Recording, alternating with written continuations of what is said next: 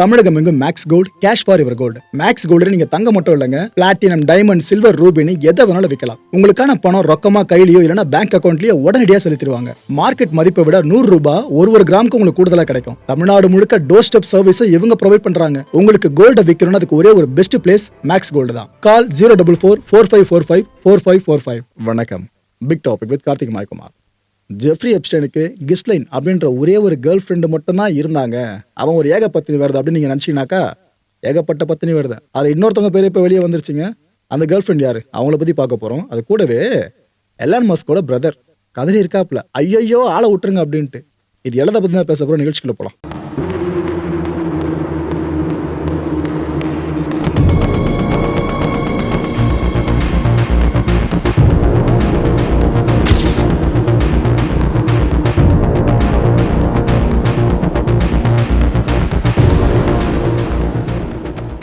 முதல்ல எலான் மஸ்கோட பேரு எப்ஸ்டைன் ஃபைல்ஸ்ல வந்துச்சு.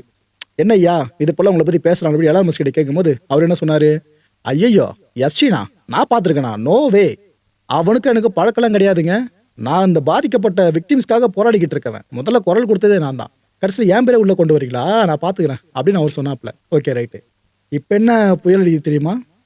எலான் மஸ்கோட பிரதர் இருக்கார்ல, பேரு கிம்பல் மஸ்க், அவரோட பேர் மட்டுமே எப்ஸ்டைன் ஃபைல்ஸ்ல இது வரைக்கும் வெளியான எப்ஸ்டைன் ஃபைல்ஸ்ல 100 முறைக்கு மேல வந்திருக்கு.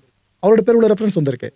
ஸோ அண்ணன் தம்பி 2 பேர் சார்ந்த உலக மக்கள் சந்தேகிக்கிற மாதிரி தான் எப்ஸ்டைன் ஃபைல்ஸ் விவகாரம் விஸ்வரூபம் எடுத்திருக்கு. இது வரைக்கும் வெளியான எப்ஸ்டைன் ஃபைல்ஸை பேஸ் பண்ணி சொல்லதா இருந்தா, இந்த கிம்பலோட பேர் இருக்குல்ல, அது எந்தெந்த மாதிரி மேல் கான்வர்சேஷன் பேஸ் பண்ணி வருதுன்னா, இந்த பார்ட்டி டைம்ஸ் இருக்குல்ல, இதை பத்தி டிஸ்கஸ் பண்றது, அப்புறம் இந்த மீட்டிங் டேட்ஸ் இருக்குல்ல, எந்த டேட் வச்சு நான் அதுன்னு சொல்லிட்டு இதை பத்தி பேசுறது, இதெல்லாம் தாண்டி ஒரு சில பெண்களை எப்ஸ்டைன் ஏதோ இன்ட்ரோ பண்ணி விட்டா மாதிரி, இந்த கிம்பலுக்கு இன்ட்ரோ பண்ணி விட்டா மாதிரி சில கான்வர்சேஷன்ஸ், இது எல்லாத்தையும் அந்த எப்ஸ்டைன் ஃபைல்ஸ் மூலமா பார்க்க முடியுது கிம்பலை பேஸ் பண்ணி. என்ன கிம்பல் நீங்க இப்படியா அப்படின்னு பல பேர் ஷாக் ஆயிட்டாங்க.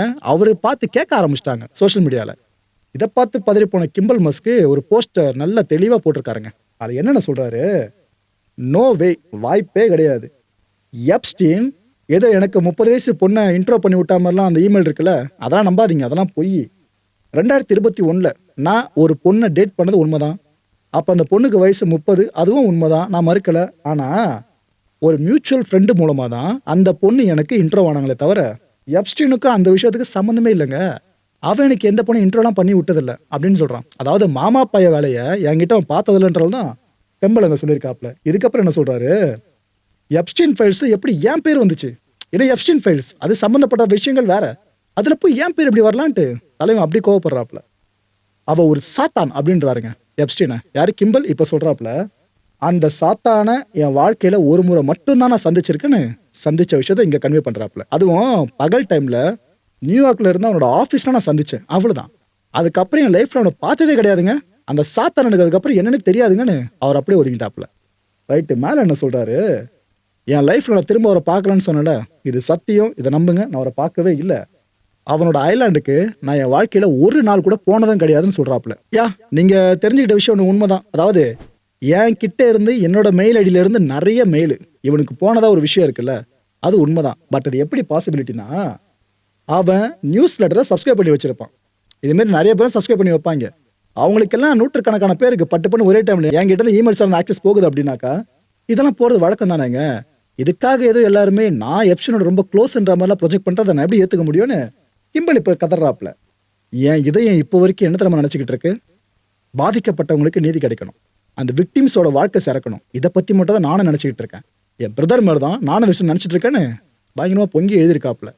Okay right. இது போல் யாராவது சொன்னதுக்கு அப்புறம் தான் டிபார்ட்மெண்ட் ஆஃப் ஜஸ்டிஸ் கிட்ட இருந்து அடுத்தடுத்த ஃபோட்டோ சொன்னா வெளியே வரும். எலான் மஸ்க்கு சம்மந்தமே இல்லைன்னு சொல்லிட்டு இருந்தாப்புல. அப்புறம் டின்னர் ஈவெண்ட்ல மார்க்கோட இருக்க மாதிரி ஃபோட்டோ வெளியே வரவே எல்லாம் எலான் மஸ்க் பக்கம் திரும்ப ஆரம்பிச்சிட்டாங்க. இப்போ கிம்பல் சொல்லியிருக்காரா, கூடிய சீக்கிரம் கிம்பல் சார் அடுத்த ஃபோட்டோஸையும் வெளியிடுவாங்கன்னு நினைக்கிறேன். Okay right. இப்போ 2வது விஷயத்தை பார்க்க போறீங்க மக்களே. நாம இந்த எப்ஸ்டைன் சார்ந்து பல விஷயங்களை ஆய்வு பண்ண ஆரம்பிச்சோல, ரிசர்ச் பண்ண ஆரம்பிச்சோல முதல்ல. அப்போ அவன் தீவுக்குள்ள என்னென்ன இருக்கு, அந்த ப்ரிமைசஸ்குள்ள என்னென்ன இருக்குன்னு ஃபுல்லாக நம்ம எடுத்திருந்தோம். அதில் இந்த ஒரு சேரை பார்த்துருந்தோம். இந்த டென்டிஸ்ட்லாம் அதிகமாக பயன்படுத்துகிற சேரு, இது எதுக்காக அங்கே வந்துச்சு அவனோட ஐலாண்டுக்குள்ள அப்படின்ற கேள்விக்கான பதில் இப்போ ஓரளவுக்கு கிடைச்சிச்சு மக்களே. இந்த பதிலை தேடி நாம ரிசர்ச் பண்ணோம்னாக்கா கூட்டிட்டு போதும் நம்மள ஃப்ளாஷ்பேக்குலாம். முதல்ல ஃப்ளாஷ்பேக்கை சொல்லிடுறேன். 2008 வருஷம் புளோரிடாவில் இந்த பைபுள்ள குற்றவாளின்னு அனௌன்ஸ் பண்ணப்பட்டானா, இதே மாதிரி தான் குழந்தைங்கள விபச்சாரத்தில் தள்ளுறான்னு சொல்லிட்டு இவன் மேலே குற்றச்சாட்டு முன்வைக்கப்பட்டு அவனை அரெஸ்ட் பண்ணிட்டாங்க 2008. அரெஸ்ட் பண்ணி அதுக்கப்புறம் அவன் பெருசாலாம் தண்டனை அனுபவிக்கல. இவனை ரிலீஸ் பண்ணி விட்டாங்க. இதுக்கப்புறம் என்ன வேலையை ஆரம்பிப்பான்? வேற என்ன வேலை தெரியும்? அதே மாமா பைய வேலையை திரும்பவும் ஆரம்பிச்சிட்டா வெளியே வந்துட்டு. ஸோ 2008 இது நடந்துருச்சா? இப்படி ஒருத்தனை பற்றி ஒரு பொண்ணுக்கு தெரியுதுன்னா அந்த பொண்ணு இவன் கூட ஒன்றா சேரணுமா? சேரக்கூடாதுல்ல. அதையும் தன் பொண்ணு சேருதுனாக்கா இவன் பண்ணுற நிறைய வேலைகள் அந்த பொண்ணுக்கும் தொடர்பு இருக்குன்னு தான் பல பேர் நினைப்பாங்க. அப்படி இந்த லிஸ்ட்டில் சிக்கியிருக்கவங்க தான் இந்த ஃபோட்டோவில் தெரியுறாங்களே இந்த பொண்ணு. பேர் கரீனா ஷூலியாக். ஷூலியாக்னு சிம்பிளாக மைண்டில் வச்சுக்கோங்க. பெலாரஸை சேர்ந்தவங்க, டென்டிஸ்ட்டு. ஸோ கனெக்ட் ஆகிடுச்சா? ஓகே. இவங்க இந்த எப்ஸ்டீன் ஃபைல்ஸை பேஸ் பண்ணி சொல்கிறதா இருந்தா இந்த எப்ஸ்டீனோட இன்னொரு கேர்ள் ஃப்ரெண்டுன்னு நாம் புரிஞ்சுக்க முடியுது. அந்த கான்வர்சேஷன்லாம் வச்சு பார்க்குறப்ப நம்மளுக்கே லிட்டலாக அப்படி தான் தோணுது. ஆகஸ்ட் 2019 இந்த மாதம் தான் கரெக்டாக எப்ஸ்டீன் உயிரை விட்டான். ஞாபகம் இருக்கா? அதே மாதம் எப்ஸ்டீன் கடைசியாக ஒருத்தவங்களுக்கு ஃபோன் பண்ணி பேசியிருக்கான். அவன் மேக் பண்ண கடைசி ஃபோன் கால் அதுதான். அது வேற யாருக்கும் இல்லை, இந்த ஷூலியாக்கு தான் அவன் ஃபோன் பண்ணியிருக்கான். அந்த விஷயம் இப்போ வெட்ட வெளிச்சமாக தெரிய வந்திருக்கு. இந்த கைது நடந்துச்சுல்ல, எப்ஸ்டீனை பிடிச்சி ஜெயிலில் போட்டாங்களே, இது போல் இவன் குழந்தைங்களை வச்சு இது போல் வேலையை பார்க்குறான்ட்டு. அதுக்கப்புறம் அவனுக்குன்னு க்ளோஸ் சர்க்கிள் இதுக்கு முன்னாடி இருந்திருப்பாங்க பாருங்க, வதன்னு அந்த பெரிய ஆட்கள் யாருமே அந்த டைம் நம்ம கூட இல்லை. எனக்கு அவனுக்கு தெரியும்னு சொல்கிறது கூட யாருமே முன்னாடி வரல. எல்லாம் பயத்தில் ஒதுங்கிட்டாங்க. ஐயோ இவங்க கூட சேர்ந்து போட நம்ம பேரும் நாரிடும் அப்படின்ட்டு. அந்த டைமில் இந்த பொண்ணு மட்டும் தான் அவனுக்கு உதவியாக இருந்துச்சோ நம்ம தெரியல வெளியில். அதனால் இந்த பொண்ணுக்கு அவன் ஃபோன் பண்ணியிருக்கலாம்னு இப்போ ஒரு கூட்டம் இருக்குது. கஷ்டமான நேரத்தில் ஒரு பொண்ணு கூட நிற்கிறா பெரிய விஷயம் அப்படின்னு நீங்கள் மற்ற காதல் சார்ந்து சொன்னீங்கன்னா ஆக ஓகோன்னலாம். கர்மாந்திர புச்ச காதல் இது. இவன் அந்த பொண்ணு காதலிக்குதுனாக்கா இந்த ஒரே காரணத்துக்காக காதல்னு சொல்லிட்டு புனிதமானதை பார்க்க முடியாதுல்ல. இந்த ஷூலியாக்கை பற்றி சொல்லிடுறேன் எப்படி இந்த மீட்டப்லாம் நடந்துச்சுன்னு. அவங்களுக்கு இப்போ வயசு 36ங்க. இன்னும் இருக்காங்க 36 வயசு அவங்களுக்கு. 2010 தான் இந்த ஷூலியாக்கை எப்ஸ்டீன் முறையாக பார்த்துருக்கான். எங்கே? பெலாரஸில் வச்சு அந்த பொண்ணை பார்த்துருக்கான். ஆக்சுவலாக அந்த பொண்ணுக்கு அப்போ வயசு 20 தாங்க. அவன் செலக்ட் பண்ணுற ஆள்லாம் பாருங்க, அவன் வயசு என்ன, அவன் தேர்வு பண்ணுற பொண்ணுங்களோட வயசு என்ன பாருங்க. ஒரு ரஷ்ய பெண்மணி, அந்த அம்மா யார் என்னெல்லாம் தெரில, அந்த அம்மா தான் எப்ஸ்டீனை இந்த பொண்ணுக்கு இன்ட்ரோ பண்ணி விட்டுருக்கான். இது இன்ட்ரோ பண்ணி விட்டுருக்கா இல்லை இவனோட பிரான்ச்சாக அந்த அம்மா செயல்பட்டு அதுவும் இந்த மாமா வேலையை பார்த்துருக்கா தெரிலங்க. 2 பேரும் மீட் பண்ண கொஞ்ச நாட்கள்லேயே ரொம்ப நெருக்கமாயிட்டுதாவும் அந்த இமெயில்ஸ் மூலமாக தெரிய வருது நம்மளுக்கு. இதில் ஷூலியாக்கு என்ன கேட்டாலும் சரி கேட்காம விட்டாலும் சரி அது எல்லாத்தையும் உடனே வாங்கிட்டு வந்து கொடுக்குற பழக்கம் எப்ஸ்டீனுக்கு இருந்திருக்கான். ஏமா அப்போ விட்டு காசு, எப்படி சம்பாரிச்ச காசு, இதெல்லாம் கருமும். ஸோ இந்த அம்மாவை அப்படி பார்த்துக்கணுன்ட்டு ராஜா ராணியை பார்த்துக்கிற மாதிரி பார்த்துக்கிட்டு இருக்கானா. இவன் ஒரு கட்டத்தில் என்ன பண்ணிட்டானா, அந்த பொண்ணை ரொம்ப நம்பியிருக்கான். ரொம்ப நம்பி அவனோட பர்சனல் இன்னர் சர்க்கிள் இருக்கும் பாருங்க, முக்கியமான ஆட்களை மட்டும் ரொம்ப க்ளோஸான மட்டும் கூட வச்சிருக்கிறது, அந்த சர்க்கிள்குள்ளே அந்த பொண்ணை கூட்டு போயிட்டானா. எவ்வளோ க்ளோஸாக போயிருக்குன்னா இது. இப்போ அவன் எங்கன்னா பெரிய பெரிய ஈவெண்ட்டுக்கு போகிறான் அப்படின்னா அவன் தானே மேக்ஸிமம் அந்த ஃபண்டே பண்ணுறது. அந்த ஈவெண்ட்டுக்கு அந்த பொண்ணை கூடயே கூட்டு போவானா. யார் கேட்டாலும் என்னோட கேர்ள் ஃப்ரெண்டு எல்லாரையும் காட்டுவானா, எல்லாரையும் இன்ட்ரோ பண்ணி விட்டுட்டு இருப்பானா. இந்த பொண்ணு பெலாரஸ்ல இருந்து அமெரிக்கா வர்றதுக்கு இவன் தான் காரணமா. அதுக்கேற்ற மாதிரி நிறைய விஷயங்களை பண்ணி கொடுத்தது இவன் தானா. எப்படி பார்த்தீங்கன்னா அமெரிக்கா கூட அவ்வளோ சீக்கிரம் போக முடியாதுல்ல. ஆனால் இவன் நினச்சா ஈஸியாக போயிடலாம் போல இருக்கு. அவ்வளோ இன்ஃப்ளூயன்ஸை கையில் வச்சுருந்துருக்கான். இவன் முதல்ல பார்த்தீங்கன்னா அவனோட சொத்துக்கு நாமினின்னு சொல்லிட்டு பெருசாக யாரையும் கன்சிடர் பண்ணாமல் இருந்திருக்கான். அதுக்கப்புறம் பெருசாக கன்சிடர் பண்ணது இந்த ஷூலியாக்கை தான். இதுலேயும் குறிப்பாக அவனோட பெரும்பாலான சொத்துக்களில் முக்கியமான ஒரு எஸ்டேட் ஒன்று இருக்குங்க. அந்த எஸ்டேட்டோட வேர்த் எவ்வளோ தெரியுமா? இந்திய ரூபாய் மதிப்பில் 905 கோடி ரூபாய். அந்த ப்ராப்பர்ட்டிக்கான நாமினி நம்ம யார் பேரை கொடுத்துருக்கான்னு தெரியுமா? ஷூலியாக் நேம் தான். ஷூலியாக்கு இந்த அளவுக்கு நாமினின்ற ஸ்டேட்டஸே கொடுக்குறவன் அந்த பொண்ணு கேட்கறதெல்லாம் வாங்கி கொடுக்காம இருப்பான். அதில் முக்கியமான ஒரு கிஃப்ட்டை பற்றி சொல்லணும். 33 கேரட் டைமண்ட் ரிங்கு ஒன்றுங்க. ஆக்சுவலாக இந்த ரிங்கை கிட்டத்தட்ட என்கேஜ்மெண்ட் ரிங்கு மாதிரி சொல்லி தான் அந்த பொண்ணுக்கும் போட்டு விட்டுருக்கானோ. அந்தளவுக்கு போயிருக்கு போல இருக்க விஷயம். ஆனால் அவன் மேரேஜ் பண்ணிடாத போலாம் சொன்ன மாதிரிலாம் எங்கேயும் தெரியல. அதை பற்றி நான் போக சொல்கிறேன். இந்த ரிங்கையும் ப்ரெசென்ட் பண்ணியிருக்கானா. இந்த பொண்ணு எப்ஸ்டீன் கூட ட்ராவல் பண்ணுறாங்க அப்படின்னாலே அந்த ப்ரைவேட் ஜெட்டு ரெடியாக இருக்குமாங்க. அதில் மட்டும்தான் இவங்க ஏறி போவாங்கன்னா வேறு எந்த ஒரு வண்டியும் யூஸ் பண்ணுற மாதிரிலாம் இல்லையா.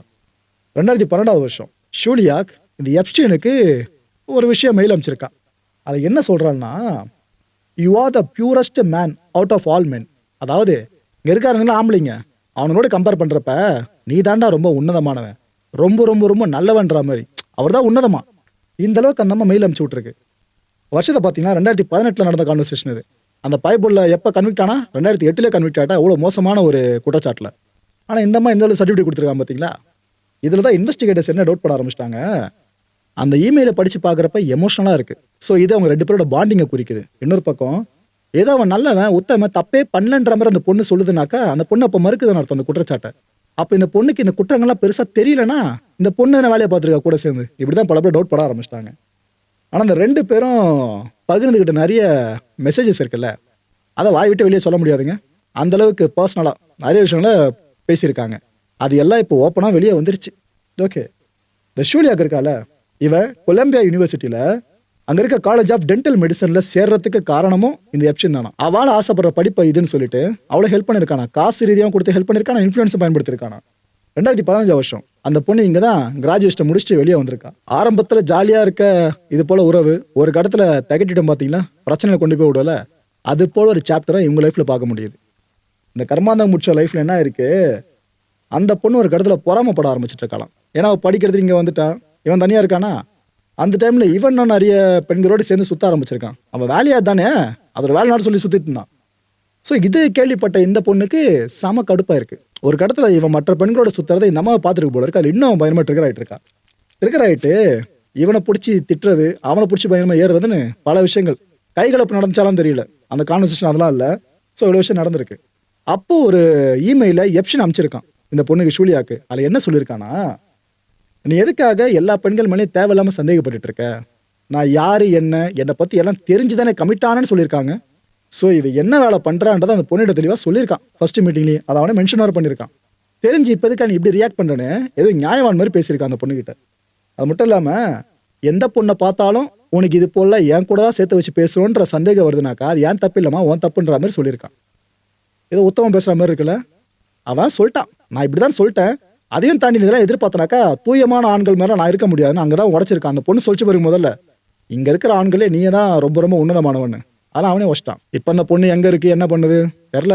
பட் இதுக்கப்புறம் இந்த விஷயம் சார்ந்த இன்வெஸ்டிகேஷன் பெருசாக போச்சுனாக்கா அந்த பொண்ணும் அந்த இன்வெஸ்டிகேஷன் சர்க்கிள்குள்ள கொண்டு வரப்படலாம். அடுத்த நிகழ்ச்சி சந்திக்கலாம். நன்றி, வணக்கம். தமிழகம் எங்கும் Max Gold, cash for your gold. Max Gold நீங்க தங்க மட்டும் இல்லைங்க, பிளாட்டினம், டைமண்ட், சில்வர், ரூபினி எதை வேணாலும் விற்கலாம். உங்களுக்கான பணம் ரொக்கமா கையிலயோ இல்லைன்னா பேங்க் அக்கௌண்ட்லயோ உடனடியாக செலுத்திடுவாங்க. மார்க்கெட் மதிப்பை விட 100 ரூபாய் ஒரு கிராமுக்கு உங்களுக்கு கூடுதலாக கிடைக்கும். தமிழ்நாடு முழுக்க டோர் ஸ்டெப் சர்வீஸும் இவங்க ப்ரொவைட் பண்றாங்க. உங்களுக்கு கோல்டை விற்கணும்னு அதுக்கு ஒரே ஒரு பெஸ்ட் பிளேஸ் மேக்ஸ் கோல்டு தான். கால் 04445454545. என் அன்பார்ந்த மாயம் ஸ்டுடியோஸ் நேயர்களே, மாயம் பக்தின்னு ஆன்மீகத்துக்காக பிரத்யேகமா ஒரு சேனலை கொண்டு வந்திருக்கோம். மறக்காம சப்ஸ்கிரைப் பண்ணி அந்த சேனலுக்கு உங்களோட ஆதரவை மனப்பூர்வமா தெரிவிங்க. வணக்கம் மாயம் ஸ்டுடியோஸ் நண்பர்களே. மாயம் ட்ரெண்ட்ஸ் அப்படின்ற ஒரு புதிய ஃபேஸ்புக் பேஜை ஓப்பன் பண்ணியிருக்கோம்.